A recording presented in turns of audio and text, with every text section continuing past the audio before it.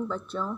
आजकल आप सुन रहे होंगे ना जगह जगह हुनर की बात, स्किल की बात। तो आपके मन में आता होगा कि क्या होता है ये स्किल, किसे कहते हैं हुनर, क्या फ़ायदा है इसका।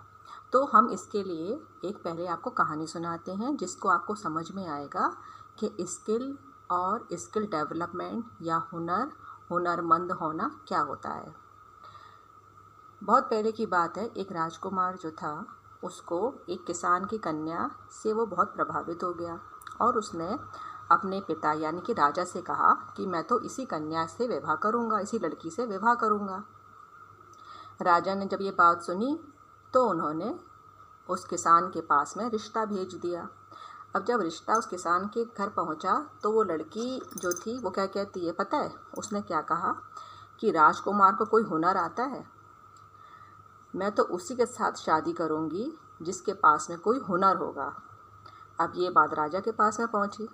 राजा को बड़ा गुस्सा आया, लेकिन राजकुमार ने बड़े शांत होकर कहा कि कोई बात नहीं, मैं कुछ ना कुछ बनाना सीख लूँगा।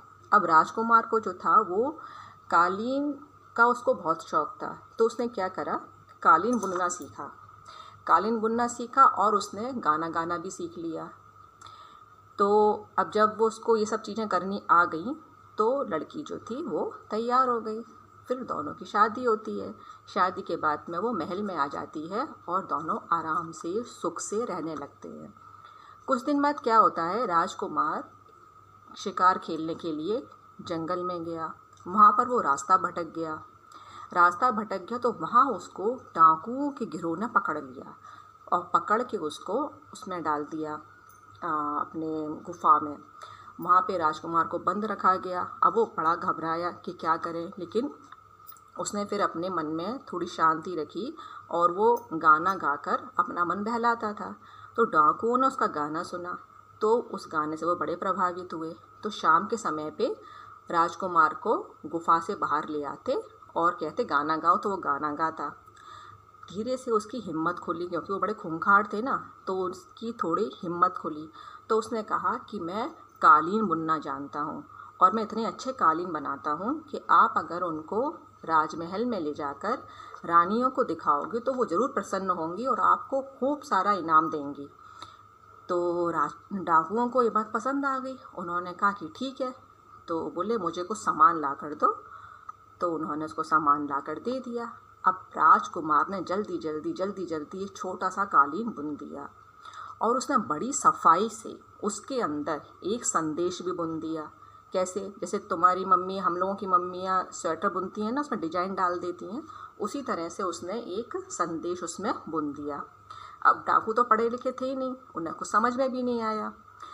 अब जैसे डाकुओं को एक आदमी राजमहल में ले जाकर उसको दिखाता है तो रानी के पास में पहुंचता है, यानी कि वो किसान की लड़की के पास में, और वो तुरंत देखकर पहचान जाती है और वो ऐसे देखती है, कहती है अरे वाह बड़ा अच्छा है। ऐसे करती करती पूरा संदेश वो पढ़ लेती है।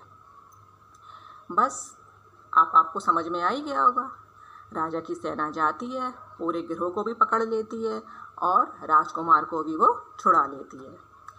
तब अब आपने इसमें देखा ना कि क्या हुआ कि राजकुमार को कोई हुनर आता था तो उसकी वजह से उसने अपनी जान को बचा लिया और साथ ही साथ उस गिरोह का भी उसने सफाया कर लिया, जिसके कारण राज्य में सब लोग बहुत परेशान थे। तो इसी को कहते हैं हुनर होना। हुनर का मतलब होता है हमारे पास में कुछ ऐसी विद्या, कुछ ऐसा ज्ञान होना जिसके द्वारा हम उसमें और सुधार कर सकते हैं और कभी भी आवश्यकता पड़ने पर उससे अपना जीविका भी कमा सकते हैं, औरों को सिखा सकते हैं और अपने देश के विकास में भी हम आगे बढ़ सकते हैं। जैसे कि मुझे पढ़ाने का शौक़ था तो मैंने क्या किया, बीएड किया। किसी को लेखन का शौक़ होता है तो वो क्या करते हैं, लिखते हैं। इसी तरह की बहुत सी चीज़ें होती हैं। तो आपको भी ये पहचानना होगा कि हमें किस चीज़ का शौक़ है, तो उस शौक़ में हमें आगे बढ़ना चाहिए और उसमें और अच्छा क्या हो सकता है ये हमको देखना होगा। ठीक है, जय हिंद, जय भारत।